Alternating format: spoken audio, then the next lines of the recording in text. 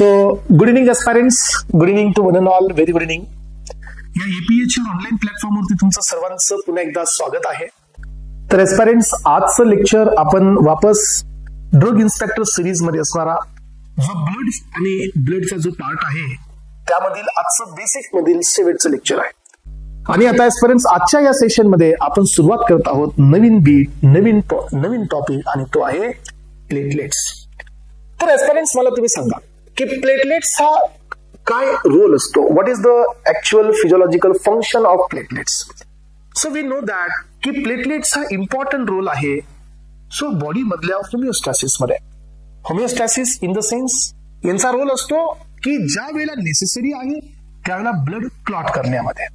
तर याची एक खूप मोठी मेकॅनिझम आहे. So if you see the coagulation, तुम्ही जर असं म्हणत असाल की platelets are very essential for the coagulation, तर एस्पायरंट्स लक्षात घ्या, आपण असं डायरेक्टली म्हणू शकणार नाही, कारण प्लेटलेटचा मेन रोल हा कोऑग्युलेशन मध्ये नाही आहे. प्लेटलेटचा जो मेन रोल आहे तो आहे प्लग फॉर्मेशन मध्ये. आता हे कसं समजेल तुम्हाला की कोऑग्युलेशन काय, प्लग फॉर्मेशन काय. सो मसल स्पाझम काय आहे ना, कोलॅजन फायबर कधी फॉर्म होतात, फायब्रिन कधी जनरेट होतं, फायब्रिन कधी आपल्याला ब्रेक करायचंय, हे सगळं तुम्हाला मी आता या लेक्चर मध्ये व्यवस्थित देणार आहे, समजून घ्या. तर aspirants, first of all you should understand की what is the meaning of platelets. So platelets हे आपल्या बॉडीमध्ये यांना आपण सेकंड नेम देतो, दॅट इज थ्रोम्बोसाइट्स. इथं पहा मी दिलंय की प्लेटलेट्स हे कोण आहेत, तर एक स्मॉल कलरलेस, यस यांना कलर नाही आहे, कलरलेस नॉन न्यूक्लिएटेड आणि मॉडरेटली रिफ्रॅक्टिव्ह बॉडीज आहेत. So commonly they are also non as a thrombocytes. यांना आपण थ्रोम्बोसाइट्स असं म्हणतो. आणि यांचा जो नॉर्मल काउंट असतो तो असतो 2,50,000 पर cubic millimetre of the blood. एवढा याचा नॉर्मल काउंट असतो. ही व्हॅल्यू व्हॅरी होते बुक्स टू बुक्स. यानंतर पहा यांचा जो लाईफ स्पॅन असतो तो किती डेज असतो, तर जवळजवळ हे 10 डेज पर्यंत सो सर्व्हायव्हल करतात. यानंतर पहा एस्पायरंट्स, हे जे प्लेटलेट्स असतात यांचं डिस्ट्रक्शन होतं, यांना डिस्ट्रॉय केलं जातं सो टिश्यू मॅक्रोफॅज सिस्टम मध्ये. आणि ही सिस्टम असते जसं आरबीसीचं डिस्ट्रक्शन स्प्लीन मध्ये होतं त्या सेम पद्धतीने प्लेटलेटचं पण डिस्ट्रक्शन ही स्प्लीन मध्ये होतं. मग एस्पायरंट्स, आपल्याकडे दोन ऑप्शन्स आहेत आता. एक अशी कंडिशन ज्या कंडिशन मध्ये स्प्लीनची साईज वाढते, आणि एक अशी कंडिशन ज्या कंडिशन मध्ये आपण स्प्लीन रिमूव्ह करतो. सो यामुळे आता काय होऊ शकतं की इथं तुम्हाला प्लेटलेटचा काउंट कमी जास्त पाहायला मिळतो. That is first one, the splenomegaly. हा आहे इनलार्जमेंट ऑफ स्प्लीन. स्प्लीनचं इनलार्जमेंट होत असेल तर काय होतील, प्लेटलेटचा काउंट वाढेल आणि विल गेट द सो यामध्ये आपण स्प्लेनोमेगली म्हणजे काय की सो स्प्लेनोमेगली म्हणजे काय की जिथं तुमच्या या स्प्लीनचं इनलार्जमेंट होतं आणि स्प्लीन इनलार्जमेंट झाल्यानंतर तो इनॅक्टिव्ह कडे जातो, तो वर्किंग प्रॉपरली नाही करत, हा ऍबनॉर्मली साईज वाढवतो स्प्लीन, त्यावेळेला प्लेटलेटचा काउंट हा तुमचा कमी होतो. सो कारण तो त्याचं डिस्ट्रक्शन करू शकत नाही. यानंतर सेकंड कंडिशन आहे स्प्लेनेक्टोमी. याच्यामध्ये स्प्लीन हा रिमूव्ह करण्यात येतो, आणि जर बॉडी मधून स्प्लीन हा रिमूव्ह करण्यात येत असेल एस्पायरंट, तर प्लेटलेटचं डिस्ट्रक्शन कमी होतं आणि प्लेटलेटचा काउंट हा नॉर्मल पेक्षा जास्त वाढतो. चला यानंतर पहा याची साईज जी असते डायमीटर मध्ये 2 to 4 मायक्रोमीटर इन डायमीटर. यानंतर याचा शेप वेगवेगळा असू शकतो. ऍक्टिव्ह फॉर्म मध्ये हे वेगळ्या शेप मध्ये असतात, इनऍक्टिव्ह फॉर्म मध्ये हे वेगळ्या शेप मध्ये असतात. जनरली हे स्पेरिकल बी असू शकतात, रॉड शेपड बी असू शकतात, ओव्हल पण असतो, कधी कधी याचा डिस्क पण असतो, ज्यावेळेला हे इनऍक्टिव्हेट असतात. सो यानंतर पहा एस्पायरंट्स, या प्लेटलेटचं स्ट्रक्चर किंवा स्ट्रक्चरल कॉम्पोजिशन काय आहे, तर या प्लेटलेट मध्ये 3 इम्पॉर्टंट कॉम्पोनंट असतात. यातील पहिला आहे प्लेटलेटची मेम्ब्रेन, प्लेटलेटची सरफेस मेम्ब्रेन. याला आपण सेल मेम्ब्रेन म्हणायला काही हरकत नाही. सेल मेम्ब्रेन जी आहे प्लेटलेटची, यांच्यामध्ये वेगळे कॉम्पोनंट्स आहेत. मायक्रोट्युब्युल्स पण आहेत, हे सपोर्टिव्ह असतात, आणि सायटोप्लाझम म्हणजे मधला फ्री स्पेस असतो. मग आता सेल मेम्ब्रेन मधून तुम्हाला माहिती असू द्या, सो याची थिकनेस ही 6 mm पर्यंत आहे. सो कॅनिक्युलर सिस्टम असते. कॅनिक्युलर सिस्टम म्हणजे काय असते प्लेटलेटमध्ये, तर हे प्लेटलेट असं पूर्ण स्पेरिकल नाही आहे, कधी कधी हा मध्ये असा डॉट असतो.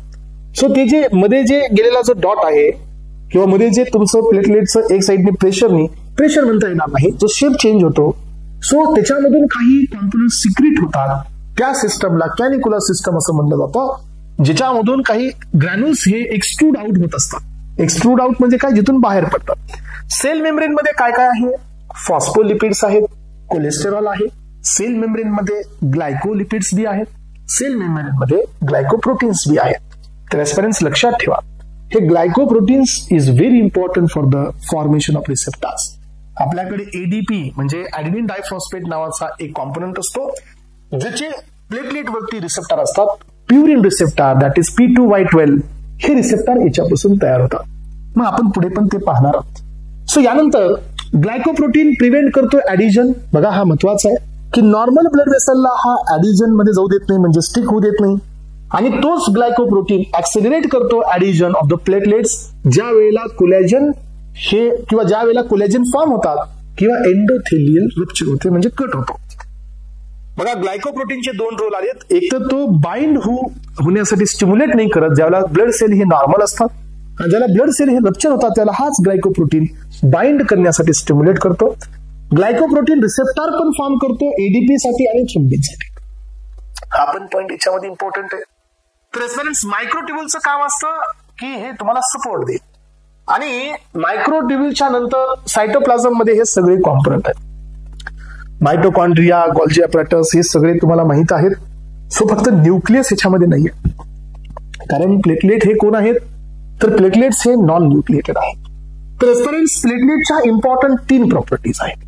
हे प्रॉपर्टीज पण इम्पॉर्टंट असतात. यामध्ये पहिली प्रॉपर्टी आहे दॅट इज ऍडिझिव्हनेस. दुसरी प्रॉपर्टी म्हणजे प्लेटलेट हे स्टिक होतात एंडोथेलियमला, डॅमेज्ड सेलला. सेकंड प्रॉपर्टी आहे ऍग्रिगेशन. प्लेटलेट्स हे एकमेकाला ऍग्रिगेट बी करतात.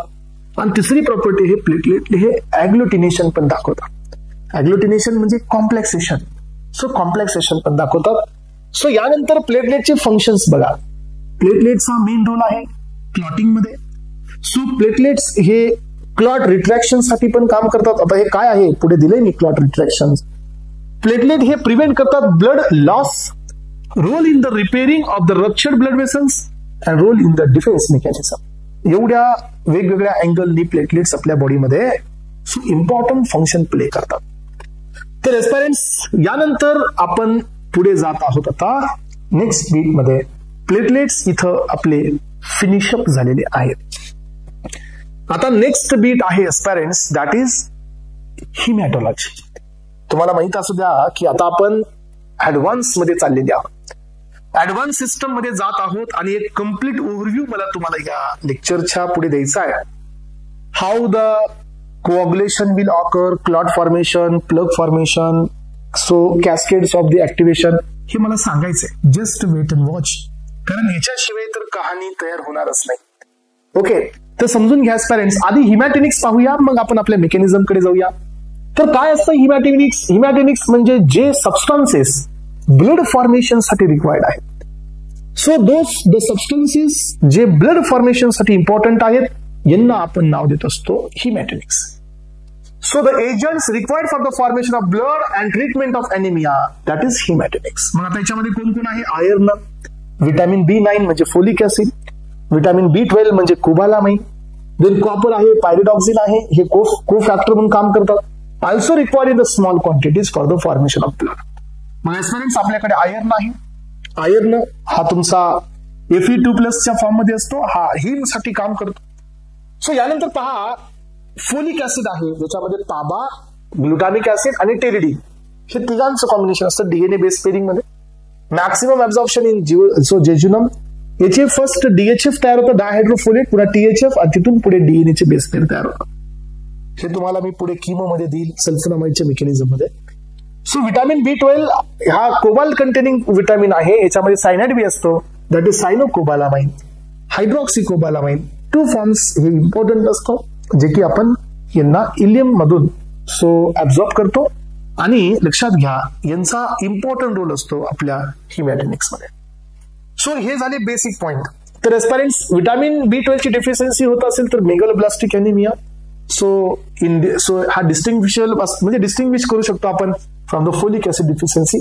सो यानंतर आता हिमॅटोपोएटिक ग्रोथ फॅक्टर बी असतो जो की हे ब्लड फॉर्मेशन साठी काम करतो. हे थोडंसं जनरल आहे, हे आपल्याला ऑलरेडी झालेलं आहे, त्यामुळे हे डिटेलमध्ये करण्याची काही गरज नाही. तर एस्पिरंट्स आता आपण चाललेले आहोत नेक्स्ट पॉइंट कडे, दॅट इज हिमॅस्टॅसिस अँड थ्रोम्बोसिस. म्हणजे आता काय करायचं आपल्याला की इथं सो एक महत्वाचा बीट आपण क्लिअर करणार आहोत, ते म्हणजे काय. So how the body will show the thrombosis, body will show the coagulation, body will show the plug formation and body will show the platelet aggregation. हे एंटायर प्रोसेस आपल्या बॉडीमध्ये कशी रन होते हे आता तुम्हाला मी सांगणार आहे. चला तर एस्पायरंट्स, आजच्या ह्या लेक्चरमध्ये आपण सुरुवात करत आहोत आता advance part from the haematology, that is platelet aggregation, coagulation, fibrin formation. Then याच्यानंतर अँटीप्लेटलेट्स, म्हणजे अँटीप्लेटलेट्स जे ड्रग्स असतील, inhibitory on the platelet aggregation, anticoagulation, fibrinolytics आणि अँटीफायब्रोलायटिक्स हे आता आपण पाहणार आहोत. तर हे सगळं समजून घेण्यासाठी हे सगळा पार्ट तुम्हाला त्याशिवाय क्लिअर होणार नाही एस्पायरंट्स. जोपर्यंत तुमची कहाणी इथं क्लिअर होणार नाही, सो तोपर्यंत हे सगळं क्लिअर होणार. तुम्हाला जर मी आता क्वेश्चन विचारला की विटामिन के अँटागोनिस्ट हे कोणत्या क्लासमध्ये येतात, तर तुम्ही सांगाल कधी ब्लड क्लॉटिंग, तर कधी सांगाल की प्लग फॉर्मेशन, कधी सांगाल फायब्रोलायटिक्स, कधी सांगाल अँटीफायब्रोलायटिक्स. असं नाही जमणार आहे. तुम्हाला माहितीच असायला पाहिजे what is the role of vitamin K in blood cascade mechanism, what is the role of vitamin K in blood haemostasis, what is the role of vitamin K in blood thinning and blood thickening म्हणजे clotting. याचा अर्थ basic शिवाय पुढे जाता येणार नाही. म्हणून आता मी काय करत आहे, मी तुम्हाला या ठिकाणी सगळ्यात पहिल्यांदा हे सांगणार आहे की आपल्या बॉडीमध्ये, येस आपल्या बॉडीमध्ये एस्पायरंट्स, ब्लड हा जो कॉन्सेप्ट आहे हा बॉडीमध्ये थिन का असतो. जसं ब्लड हे बॉडीच्या बाहेर येतं, आपल्याला माहितीये की याच्यामध्ये कोऑग्युलेशन होतं. Then why we are not getting blood coagulation inside the body, म्हणजे इन व्हिवो, याची का गरज नाहीये, याचं कारण सांगतो पहा, आधीच ते समजून घेऊया. सो नॉर्मली आपल्या बॉडीमध्ये ब्लड कोऑग्युलेशन का होत नाही, कारण ब्लड वेसल मध्ये ह्या 3 लेअर आहेत. त्यातील सगळ्यात इंटरनल लेअर असते ती असते एंडोथेलियमची, ही लेअर असते स्मूथ मसलची, आणि दिस इज ट्युनिका एक्सटर्ना. ही मीडिया असते, दिस इज ट्युनिका इंटर्ना. तर या तुमच्या एंडोथेलियल लेअर मधून तयार होत असतो NO. So NO stand for nitric oxide. So with the help of the guanyl cyclase हा NO रिलीज होत असतो एस्पायरंट्स. इथे एक एंडोथेलियल डिराइव्ड फॅक्टर बी असतो, सो NDRF, त्याच्यापासून पण NO रिलीज होतो. आणि NO is responsible for activation of antithrombin, yes, antithrombin 3 protein. Yes. तर एस्पायरंट्स अजून एक आपल्याकडे एक अॅनालॉग असतो, दिस इज प्रोस्टासायक्लिन I2, हा पण एक असतो. हा अँटीथ्रोम्बिन 3 जो आहे, तर एस्पायरंट्स हे पुढे जाऊन 2 फॅक्टरला ऍक्टिव्हेट करतो, दॅट इज प्रोटीन C आणि त्यानंतर असतो प्रोटीन S. तर एस्पायरंट्स 1, 2, then 3, 4 and 5 ह्या 5 वेगवेगळ्या कॉम्पोनंटमुळे आपल्या बॉडीमध्ये ब्लड हे थिन असतं. याचा अर्थ without getting cut, without getting damaged endothelium, blood हे क्लॉट होत नाही. समजते सगळ्यांना? हा, तर हे नॉर्मल पॉइंट झाला. आता मी याच्या पुढे चाललो नेक्स्ट बीट कडे. सो आतापर्यंत आपण कसं होतं, नॉर्मल होतो, त्यामुळे ब्लड हे 3 आहे. सो आता पुढची कॉन्सेप्ट काय एस्पायरंट्स, की जर समजा ही माझी ब्लड वेसल आहे normal, then I have don't any issue. So पण ज्या वेळेला ब्लड हे किंवा ही ब्लड वेसल ही ज्या वेळेला अशी कट होते एस्पायरंट, त्यावेळेला तुम्हाला दिसतं की काय झालेलं आहे, ब्लड वेसल ही रप्चर झालेली आहे. आता ब्लड वेसल ही रप्चर झालेली आहे, हा जो गॅप आहे एवढा, तो तर तुम्ही इझिली भरून काढू शकत नाही. त्यामुळे तुमच्याकडे जे RBC आहे, WBC आहे, प्लेटलेट्स आहेत, प्लाझ्मा आहे, हे सगळे बाहेर जात आहेत. And this is called as a bleeding. काय झालेली आहे, ब्लिडिंग झालेली आहे किंवा ब्लिडिंग चालू आहे. मग आता आपल्याला माहित आहे की आपल्याकडे डिफेन्स आहे. So what type of defence? So we have the defence to prevent this blood loss. आहे आपल्याकडे डिफेन्स, पण एस्पायरंट डिपेंड आहे की किती मोठा कट आहे. जर हा कट नॉर्मल असेल तर विथ आवर डिफेन्स आपण याला ब्लॉक करू शकतो. जर हा कट जर खूप मोठा असेल तर विथ डिफेन्स आपण याला ब्लॉक नाही करू शकत. हे डिपेंड आहे की कट किती मोठा आहे. म्हणून तुम्हाला माहिती आहे का, पहा ऍक्सिडेंटल केसमध्ये जी डेथ असते ही ऍक्सिडेंटमुळे नाही होत. ऍक्सिडेंटल कंडिशन मध्ये जी डेथ असते ही एक्सेसिव्ह ब्लिडिंगमुळे होते. आणि जर ही ब्लिडिंग जर खूप मोठी असेल तर ही आपल्या बॉडीच्या डिफेन्सनी काम नाही करत. मग आता आपण असं ऍझ्युम करूया पेरेंट्स की आपण या ठिकाणी आपला जो कट आहे तो स्मॉल आहे आणि ह्या डिफेन्सनी आपला विदाउट एनी ट्रीटमेंट हा क्लॉट होऊ शकतो.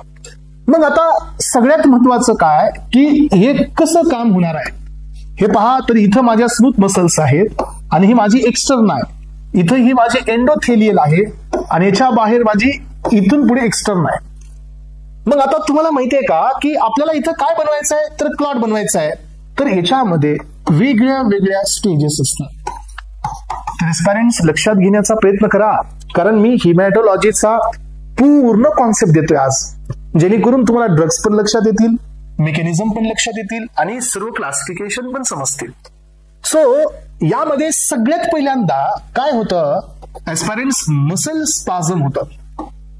ओके, मसल म्हणजे कोणत्या तर तुम्हाला सर्वांना माहिती आहे की आपल्या या बॉडीमध्ये जे ब्लड वेसल्स असतात त्याची जी इंटर्न असते यामध्ये असतात स्मूथ मसल्स. मग जसं एखादी प्लेटलेट इथं पोहोचते पेरेंट्स तर ह्या प्लेटलेट्सच्या मधून एक इम्पॉर्टंट कॉम्पोनंट बाहेर पडतो अँड दॅट इज सेरोटोनिन. तर पेरेंट्स हा आपल्या ड्रग इन्स्पेक्टरच्या प्रिव्हियस इयर मध्ये आलेला आहे. Serotonin is released by platelets. मग आता हा जो सेरोटोनिन असतो हा वेझो कन्स्ट्रिक्टर असतो. देन व्हॉट हॅपन, हा काय करतो ह्या स्मूथ मसल वरती काम करतो आणि हा स्मूथ मसलला स्पाझम दाखवतो. याचा अर्थ काय होतो माहितीये की या जे स्मूथ मसल्स असतील ह्या जे स्मूथ मसल्स असतील हे स्पाझमनी थोडं एकामेकाच्या अपोजिट अट्रॅक्ट होतात आणि हा थोडासा गॅप कव्हर करतात. सो जवळजवळ दोन्ही साईडनी. याचा अर्थ पहिली स्टेप असते मसल स्पाझम.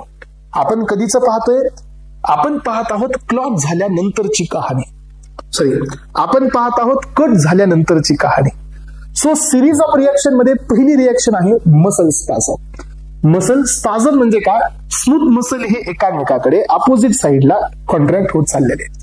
यानंतर काय होतं सांगायचं पर्यंत सेकंड पॉइंट असतो कोलॅजन फॉर्मेशन. तर आता इथं कोलॅजनचे जे फायबर्स असतात हे पाहायचं पॅरेंट्स. सो इथून तुमचे कोलॅजनचे फायबर्स तयार व्हायला लागतात. सो जेणेकरून ही हेल्प कुणाला व्हावी सांगा, ही हेल्प प्लेटलेट्सला व्हावी इथं स्टे करण्यासाठी. त्यामुळे सेकंड पॉइंट असतो कोलॅजन फॉर्मेशन. आता तिसरा बीट असतो पेरेंट्स तो असतो बॉडीमध्ये प्लेटलेट्स ऍग्रिगेशन. थर्ड बीट आहे बॉडीमध्ये and that is platelets aggregation. Means what की आता ही प्लेटलेट इथं आलेली आहे, ही प्लेटलेट इथं स्वतःला रिक्रूट करते आणि अजून बऱ्याच प्लेटलेट्सला बोलवते. तुम्हाला माहित असतं प्लेटलेट्स ज्या वेळेला इनॅक्टिव्ह असतात त्यावेळेला त्यांच्याकडे हा शेप नसतो. हे जे तुम्हाला स्पाइक्स दिसतात हे नसतात, पण याला ऍक्टिव्हेट करावं लागतं. मग काय होतं की ज्या वेळेला हा प्लेटलेट इथं या डॅमेज एंडोथेलियरला अटॅच होतो त्यावेळेला या प्लेटलेट मधून 2 ते 3 सबस्टन्सेस रिलीज होतात. यामधील पहिला सबस्टन्स असतो दॅट इज एडीपी. एडीपी कोण असतो, ऍडेनिन डायफॉस्फेट. सेकंड सबस्टन्स इथून बाहेर पडतो that is calcium. Third substance इथून जो बाहेर पडतो तो असतो पेरेंट्स थ्रोम्बोक्सिन A2. हे कुठून रिलीज होत आहे, हे प्लेटलेट्स पासून रिलीज होत आहेत. आपण आता कितव्या स्टेप मध्ये आहोत parents, we are at the third stage जिथं आपल्याला काय करायचंय प्लेटलेटला ऍग्रिगेट करायचंय. सो ऍक्टिव्हेट आणि aggregate, first activation then aggregation. हे सर नो. आता झालं काय माहितीये का की सो एस्पायरंट हा कॅल्शियम तर गेला क्लॉटिंग साठी आणि हा स्पाझम साठी बी जाऊ शकतो. समजा आता माझ्याकडे ही प्लेटलेट आहे, येस, याच्यावरती GP2B हा रिसेप्टर असतो. हा माझी दुसरी प्लेटलेट आहे, याच्यावरती GP ग्लायकोप्रोटीन 3A रिसेप्टर असतो. पण ह्या दोन्ही प्लेटलेट एकामेकाला ऍग्रिगेट नाही होत बिकॉज हे रिसेप्टर अजून ऍक्टिव्हेटेड नाही आहेत. मग काय होतं बघा, सो जो एका प्लेटलेटनी जो एडीपी रिलीज केलेला आहे तो एडीपी इथं असणाऱ्या प्युरिन रिसेप्टरवर काम करतो दॅट इज P2Y12 आणि हा या रिसेप्टरवरती काम करून एस्पायरेंट्स हा या तुमच्या फॅक्टरला एक्सप्रेस करतो. जसं थ्रोम्बोक्सिन A2 पण त्याच्या रिसेप्टरवरती काम करतो आणि तो पण याला एक्सप्रेस करतो. मग एस्पायरेंट्स काय होतं की ह्या प्लेटलेटमध्ये ह्या प्लेटलेटमध्ये जे ग्लायकोप्रोटीन 3B 3A 2B जे आहेत हे कन्फर्मेशनल चेंजेस घेतात आणि हे चेंजेस घेतल्यानंतर हे होतात ऍक्टिव्ह आणि ऍक्टिव्ह झाले की तयार होतं हे प्लेटलेट ह्या प्लेटलेटला लिंक होते. आणि असं झाल्यानंतर काय होणार आहे की या ठिकाणी तुमचा जो ब्लड लॉस होत होता तो आता स्लाइटली डिक्रीज कडे जातो, कारण इथं सगळ्या प्लेटलेट्स एकामेकासोबत अशा प्रकारे रिक्रूट होतात. आणि आजपर्यंत ज्या वेळेला अशा पद्धतीचा जो सिनेरिओ आहे हा तुम्ही पाहता त्यावेळेला याला नाव दिलं जातं plug formation. Yes, platelet activation, then platelet aggregation आणि finally what you got so plug formation. मग आता तुम्हाला माहितीये का इथं ब्लड लॉस तुमचा स्टॉप झाला, अलग लक्षात. Yes, what happen, blood loss इथं स्टॉप झालेला आहे. पण एस्परंट हे जे प्लेटलेट्स एकमेकाला ऍग्रिगेट केलेले आहेत दे आर टेम्पररी. सो हे परमनंट नाही, हे टेम्पररी आहेत. याचा अर्थ काय माहितीये का एस्परंट्स की तुम्हाला या प्लग फॉर्मेशनच्या नंतर सो प्लेटलेट ऍग्रिगेशन ऍक्टिव्हेशन यानंतर झालं plug formation. So plug formation तुमच्या समोर कंप्लीट झाले. आता यानंतरची नेक्स्ट प्रोसेस असते ब्लड कोऑग्युलेशन. यस, हा, तर आता झालं तुमचं हे प्लग फॉर्मेशन. ओके, आता हे प्लग तर टेम्पररी आहे, हे परमनंट नाही आहे. सो याचा अर्थ तुम्हाला या प्लग वरती काय तयार करायचंय, सो अशा प्रकारची मेश तयार करायची आहे आणि this is called as a blood coagulation. Mesh formation करायचंय. मग आता हे कसं होणार, हे होण्यासाठी वापस हा पण सिग्नल कुणाकडून जातो, तर हाही सिग्नल प्लेटलेट कडूनच येतो. तर प्लेटलेटचा रोल इथं येतो कोऑग्युलेशन मध्ये. म्हणून आपण पाहिलं की कम्प्लीट प्लग नाही, थोडस कोऑग्युलेशन मध्ये पण याचा रोल आहे. आणि इथून तुमचा इंट्रिन्सिक फॅक्टर हा ऍक्टिव्हेट होतो. फॅक्टर म्हणण्यापेक्षा इंट्रिन्सिक पाथवे ऍक्टिव्हेट होतो. सो ऍस्पायरेंट्स इंट्रिन्सिक पाथवे ऍक्टिव्हेट झाल्यानंतर सगळ्यात पहिल्यांदा 12 नंबरचा हेजमन फॅक्टर ऍक्टिव्हेट होतो 12A मध्ये. 12 ऍक्टिव्हेट झाल्यानंतर 9 नंबरचा फॅक्टर ऍक्टिव्हेट होतो 9A मध्ये. 9 ऍक्टिव्हेट झाल्यानंतर हा ऍक्टिव्हेट करतो, सॉरी 12 नंतर 11 असतो, नॉट 9. सो यानंतर 11 नंबरचा फॅक्टर ऍक्टिव्हेट होतो. सो 11A मध्ये 11A हा 9 नंबरचा फॅक्टर ऍक्टिव्हेट करतो. सो 9A मध्ये 9A हा तुमचा 10 नंबरचा फॅक्टर ऍक्टिव्हेट करतो 10A मध्ये. 10A हा तुमच्या 2 नंबरचा फॅक्टर ऍक्टिव्हेट करतो 2A मध्ये. 2A म्हणजे तुमचा थ्रोम्बिन असतो, हा तुमचा फायब्रिनोजेनला ऍक्टिव्हेट करतो 1A मध्ये. बरं, आता हे तुम्हाला नैसर्गिक जरी झालं तरी काही हरकत नाही, कारण मी हे शिकवणार आहे. अलग लक्षात, कन्फ्युज करू नका. हे कुठून आले फॅक्टर्स मी आधी देणार आहे आणि नंतर पुढच्या लेक्चरमध्ये हे तुम्हाला मिळतील. नंतर मी हे सगळं देणार आहे, डोंट वरी. तर एस्पिरंट्स मला इथे हे सांगायचं आहे की आपण फायब्रिन जे आहेत हे फायब्रिनोजन, हे फॅक्टर जो असतो तो फायब्रिनोजन असतो. हे अशा प्रकारचे सोल्युबल फायब्रिन याच्यामध्ये असतात इंडिव्हिज्युअल. याचा अर्थ यांचा वापर आपण मेश फॉर्मेशन साठी करू शकतो का, नाही. मग आता या कॅस्केड मेकॅनिझमचा गोल काय पहा. ह्या कॅस्केड मेकॅनिझमचा गोल हा आहे की fibrinogen will get converted into the linear globular protein that is fibrin. अशी फायब्रिन तयार करायची. ओके, तर एस्पिरंट्स मला इथं अजून एक पॉइंट तुम्हाला क्लिअर करून द्यायचा आहे की आता यांनी तर मेश फॉर्म करू शकले नाहीत, कारण हे सिंगल इंडिव्हिज्युअल युनिट आहे. आता ही चेन आहे. येस, ही काय आहे, सो ही चेन आहे. यांनी मेश फॉर्मेशन करू शकले, यांनी हे फायब्रिन आहे. So what are this, this are the fibrin. पण एस्पिरंट्स यांनी तुमच्या मेशला फॉर्म करू शकलेले आहेत, पण परमनंट मेश नाही. कळलं का, परमनंट मेश यांनी फॉर्म करू शकले नाहीत. कारण का, हे फक्त लिनियर आहेत. समजा असं झालं की आपण त्या प्लग वरती नेऊन यांना जर असं आपण अटॅच केलं, ह्याला असं अटॅच केलं, याला असं अटॅच केलं, तर काय होईल की यांचं एवढं परमनंट कनेक्शन नाही झालंय. कारण ही फायब्रिन याला अटॅच नाही, ही याला अटॅच नाही, त्याच्यामुळे एवढी पक्की मजबूत आलेली नाही आहे. म्हणून काय होतं शेवटच्या स्टेप मध्ये माहितीये तुम्हाला, हा, तर लास्ट स्टेप मध्ये काय होतं एस्पिरंट्स की हे जे फायब्रिन असतं हे फॅक्टर नंबर 13 नी, येस फॅक्टर नंबर 13 ला ऍक्टिव्हेट करतो फॅक्टर नंबर 2. सो हा जो 13 वाला असतो ना याला काय करतो, अशा प्रकारचं फायब्रिन तयार होतं आणि हे होती क्रॉस लिंकिंग आणि ही झाली pure mesh, that is cross linked stabilised fibrin. कोण केलं हे, 13 नंबरच्या फॅक्टरने केलं. आणि हे जे मेश तयार झाली एस्पायरेंट्स, ही मेश आता वरी चालली आहे कुठे, सी आपण जिथून आलो होतो, ज्या क्लॉट पासून आलो होतो आपण तिकडे चालले आहोत. आता हे पहा, ही मेश इथं येऊन अशी अटॅच झालेली आहे आणि आता इथून बिल्डिंग ही कम्प्लीट ब्लॉक झालेली आहे आणि सो हा मेकॅनिझम इथं कम्प्लीट झाला. इथं झालं तुमचं coagulation, right. We need the cascades of mechanism, blood clotting. 13 factors are work together to form the fibrinogen into fibrin and fibrin into stabilised cross linked fibrin. बरं, एवढं बनवण्यासाठी एवढे जणांनी काम केलं. बरं, आता अजून एक पॉइंट आहे माझा, तो म्हणजे काय की जसं तुमचं हे प्लग तयार झालेलं आहे, क्लॉट झालेलं आहे, आता या ब्लड वेसलला रिपेअर पण व्हायचंय.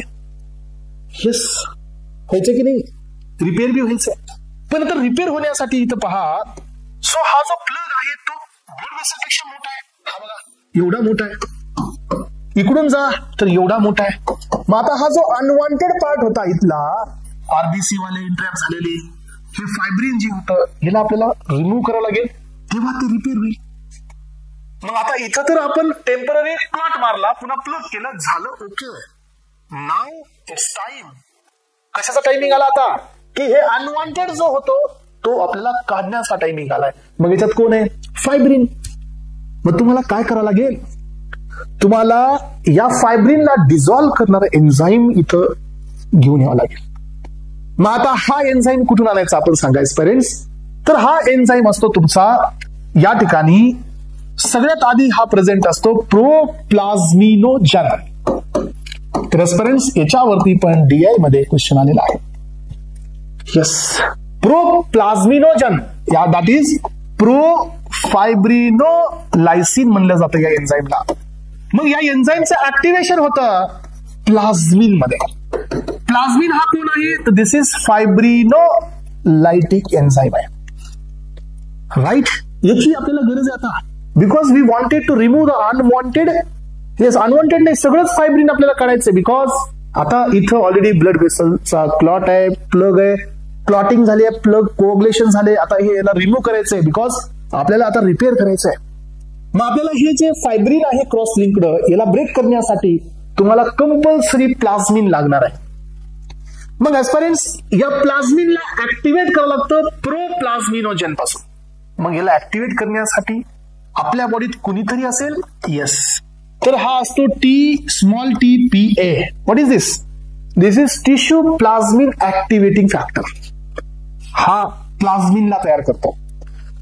दुसरा फॅक्टर असतो एस्पिरेंट्स 12A फॅक्टर आणि तिसरा फॅक्टर असतो तुमचा सो ज्याला आपण कॅलिकिरन ए फॅक्टर असतो. हा पण एक जो की हे 3 फॅक्टर मिळून ह्या प्लाझ्मिनला ऍक्टिव्हेट करतात. प्लाझ्मिन हा जाऊन या फायब्रिनला ब्रेक करतो आणि अनवॉन्टेड जेवढं काही इथं आहे तिथं so fibrin cross linked fibrin ते सर्व रिमूव्ह होतात. आणि आपल्याला काय मिळतं मग, याचा रोल काय झाला, याचा रोल असतो डिझॉल्व्ह करण्यासाठी. कशाला, क्लॉटला. आणि ह्या ड्रगला काय नाव देऊया, फायब्रिनोलायटिक एजंट्स. मग आपल्याकडे हे एंडोजिनस पण आहेत, आपल्याकडे हे बाहेरून पण देता येतात. तुम्हाला माहितीये की आपल्याकडे स्ट्रिप्टोकायनेज आहे, टेनेक्टिप्लेस आहे, युरोकायनेज आहे. हे कोणते ड्रग्स आहेत, हे फायब्रिनोलायटिक एजंट आहेत, ज्यांचा वापर हे सो क्लॉट झाल्यानंतर हे प्लग रिमूव्ह करण्यासाठी केला जातो, क्लॉट डिझॉल्व्ह करण्यासाठी केला जातो. सो एस्पायरेंट्स हे दिले आपण फायब्रिनोलायटिक्स. मग आपल्याकडे अजून एक याचा चान्स काय असू शकतो, जर समजा हा प्लाझ्मिन जर ओव्हर ऍक्टिव्हेट झाला तर काय होईल, प्लाझ्मिन जर आधीच ऍक्टिव्हेट झाला तर काय होईल की हे प्लेटलेट ऍग्रिगेशन होऊ देणार नाही. आपल्याला हा अनवॉन्टेड रिमूव्ह करायचा आहे, पण कधी, ज्या वेळेला सगळं ठीकठाक झाल्यानंतर करायचंय. आपण याला कधी इन्व्हाइट केलंय, सगळं झाल्यानंतर. ओके आहे, आता रिपेअरिंगचा विषय, रिपेअरिंग झाली आहे काही, आता हे अनवॉन्टेड रिमूव्ह करायचा इथला क्लॉट, म्हणून आपण याला बोलवलंय. जर हा पहिल्यांदाच ऍक्टिव्हेट असेल तर मग तर प्लग बी होणार नाही क्लॉट बी होणार नाही. प्लग होईल पण क्लॉट होणारच नाही. याचा अर्थ की आपल्याकडे याचे ब्लॉकर्स पण असायला पाहिजेत. हा क्लॉट रिमूव्ह करतो, पण समटाईम याच्यामुळे आपल्याला प्रॉब्लेम येऊ शकतो. हा आधीच गेला तर क्लॉटच होऊ देणार नाही. म्हणून ऍस्पिरंट्स याला ब्लॉक करणारे आपल्याकडे कोणते ड्रग्स असतात? Anti fibrinolytic agents. येस, हे ड्रग कोणते झाले? Anti fibrinolytic agents. तर इथं आपले 2 क्लास झालेले आहेत. आणि ऍस्पिरंट्स हे पहा, अशा प्रकारे इथं आपण कंप्लीट केली कोआग्युलेशनची पूर्ण मेकॅनिझम. मग आता मला सांगा, आपल्याला कोआग्युलेशन कधी पाहिजे आणि anti coagulation? It depends on the condition. जर आपल्या बॉडीमध्ये उगाचीच थ्रोम्बोसिस होत असेल, उगाचीच मायोकार्डियल इन्फ्रॅक्शन होत असेल, पल्मोनरी एम्बॉलिझम होत असेल विदाउट एनी रिक्वायरमेंट, तर आपल्याला अँटीकोआग्युलंट द्यावे लागतील, अँटीप्लेटलेट्स द्यावे लागतील. पण जर आपल्याला ब्लिडिंग होत असेल, ब्लिडिंग डिसऑर्डर्स असतील, तर आपल्याला कोआग्युलेशन द्यावं लागेल. मग आता एक अझ्युम करू आपण या ठिकाणी की बॉडीमध्ये आपण आतापर्यंत कोआग्युलेशनचे सगळे मेकॅनिझम पाहिलं. आता आपण असं अझ्युम करू की बॉडीमध्ये कोआग्युलेशनची गरज नाही आपल्याला, म्हणजे याला ब्लॉक करायचंय, म्हणजे थ्रोम्बोसिस होत आहे विदाउट एनी रिक्वायरमेंट. आपल्याला हे प्लग फॉर्मेशन थांबवायचे आणि कोआग्युलेशन पण थांबवायचे. म्हणजे कोणते ड्रग्ज द्यावे लागतील? अँटीप्लेटलेट्स, अँटीप्लेटलेट्स ऍग्रिगेटरी आणि अँटी कोआग्युलेशनचे ड्रग्ज द्यावे लागतील. मग आता काय करायचं मेकॅनिझम बघा. कोणते ड्रग्ज आपल्याकडे आहेत समजलं. सो आपण सर जिथून सुरुवात केली होती तिथं जाऊ. आता प्लेटलेट ऍग्रिगेशन आम्हाला नको आहे. साधी सिंपल गोष्ट आहे. काय करावं लागेल सर? सिम्पली काय करा माहितीये की प्लेटलेट ऍग्रिगेशन नकोय तर याच्या रिसेप्टरला ब्लॉक करा. प्युरिनचे अँटागोनिस्ट आणा.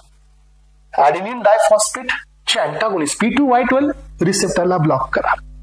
दुसरी कहाणी काय की थ्रोम्बोक्सिन A2 चं सिंथेसिस थांबवा. आपल्याकडे ड्रग फेमस आहे बघा, ऍस्पिरिन. हा याचं सिंथेसिस थांबवतो, कारण हा एक ॲराचिडोनिक ऍसिड पासून तयार झालेला सेकंडरी इन्फ्लॅमेटरी मेडिएटर असतो हा. यानंतर तुम्ही याला नाही थांबवू शकले तर काय करा? हा ज्या रिसेप्टरवर काम करत होता तो थांबवा. येस, त्याचं रिसेप्टर ब्लॉक करा. हे आपल्याकडे पर्याय. जर याच्यातून पण नाही थांबलं तर मग ह्या रिसेप्टरला ब्लॉक करा. ग्लायकोप्रोटीन 2B आणि 3A ला ब्लॉक करा. आणि लास्ट वाला असतो डायपायरिडामोल, म्हणजे स्पाझम जे होते मसलचं त्याला कमी करा. फॉस्फोडायस्टरेस 3 इनहिबिटर द्या. याचा अर्थ ऍस्पिरंट्स जेवढे ड्रग्स मी आता दिले हे सगळे कोण होते? हे प्लेटलेट ऍग्रिगेशन इनहिबिटरी होते. सगळ्यात आधी मी तुम्हाला काय सांगितलं? प्लेटलेट ऍग्रिगेशन कुणामुळे होत आहे हे सांगितलं. याचे रिझन काय होते? ADP थ्रोम्बोक्सिन A2 हे मेन ऍग्रिगेटरी होते. मग आपल्याला ऍग्रिगेशन नको आहे. Then what we need to do? We need to block this ADP. We need to block this thromboxane A2. We need to block this linkage. The glycoprotein 2B आणि glycoprotein 3A block करा. एवढं सगळं block केलं तर काय होईल? Platelet activate बी होणार नाही आणि प्लेटलेटचं ऍग्रिगेशनही होणार नाही. सो आता ऍस्पिरंट्स आपण कोआग्युलेशन कसं ब्लॉक करू शकतो ते एकदा पाहू आपण. अलग लक्षात. मग आता आपल्याला कोआग्युलेशन ब्लॉक करायचं असेल तर काय करावं लागेल? तर ऍस्पिरंट्स हे फॅक्टर्स सगळे इनॅक्टिव्ह करू शकतो. मग आपल्याकडे factor number 2, factor number 7, yes factor number 2, factor number 7. So factor number 9 आणि फॅक्टर नंबर 10 ला ऍक्टिव्हेट करणारा कोण असतो? तर तो विटामिन K असतो. हे ना ऍक्टिव्हेट करतो. मग आपण काय करूया? विटामिन K लाच ब्लॉक करूया. आपल्याकडे कोमॅरिन आहे. हा कोमॅरिन आहे. सो डायकोमॅरॉल आहे. हे कोण आहेत? हे विटामिन K चे अँटागोनिस्ट आहे. ह्याला देऊन टाका. जर आपण हे दिलं तरी आपलं कोआग्युलेशन ब्लॉक होईल. जर ते नाही जमलं तर काय करा? Direct 10XA inhibitor, direct XA म्हणजे 10A इनहिबिटर द्या. ह्याला ब्लॉक करा. बरं ते नाही जमलं तुम्हाला तर डायरेक्ट थ्रोम्बिन इनहिबिटर 2A ला ब्लॉक करा. याला देऊन टाका. येस. नाहीतर मग काय करा सांगा? So protein C, yes protein C, protein S आणि अँटी थ्रोम्बिन S3 यांना काय करा? ऍक्टिव्हेट करा. हे सगळे अँटी कोआग्युलंट्स आहेत. यांना ऍक्टिव्हेट करा. असं जर तुम्ही करत असेल पॅरेंट्स तर काय होणार की ब्लड कोआग्युलेशन नाही होणार. आणि हे सगळे पॉइंट्स तुमच्या क्लासिफिकेशन मध्ये आहेत. बघा क्लासिफिकेशन ओपन करून. विटामिन K चा अँटागोनिस्ट आहे. डायरेक्ट SXA इनहिबिटर म्हणजे 10 फॅक्टर इनहिबिटर आहे. डायरेक्ट 2 फॅक्टर इनहिबिटर आहे. फरक काय? Oral parental. क्लासिफिकेशन तेच आहे. अँटीप्लेटलेट्स कडे जाऊन बघा. पहिला क्लास तो म्हणजे कॉक्स इनहिबिटर आहे. दुसरा क्लास ADP चे अँटागोनिस्ट आहे. तिसरा क्लास थ्रोम्बोक्सिन A2 चे अँटागोनिस्ट आहे. चौथा क्लास ग्लायकोप्रोटीन चे अँटागोनिस्ट आहे 3B आणि 2A चे. आणि लास्ट वाला क्लास फॉस्फोडायस्टरेज 3 इनिबिटर आहे, सेम क्लास आहे बघा. त्यानंतर फायब्रोलायटिक कडे जा, जे की क्लॉटला डिझॉल्व्ह करणारे असतात. त्याचे ड्रग्स आपल्याकडे आहेत. बॉडीमध्ये 3 अगोनिस्ट आहेत.